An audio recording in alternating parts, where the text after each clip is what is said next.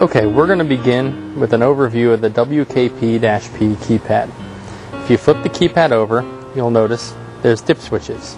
If you're using the keypad wirelessly, all these dip switches must match the dip switches on your receiver and all remotes for the gate opener.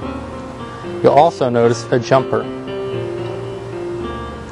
The jumper for wireless must be on J1, 2, 3, or 4. That's the length of time it's going to transmit a signal. If you're wiring, you put the jumper on J0 so it does not transmit a wireless signal. If you're wiring, you typically use ground and OP. That's where the circuit will be closed to activate the gate opener. 12 volt is used if you want to use supplemental power to the batteries. Programming in WKP is simple.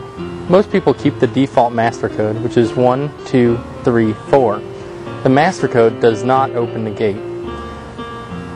To program the WKP entry code, which will open the gate, you start by putting in your master code, press program. You'll notice the light turn green up top. Press 1, 0, 1, and your entry code. And then lastly, the program button. If the light blinks 3 times, you had an error. If it just turns off, everything programmed fine. Now let's test the entry code. You'll notice the light turned red, indicating it's transmitting a signal.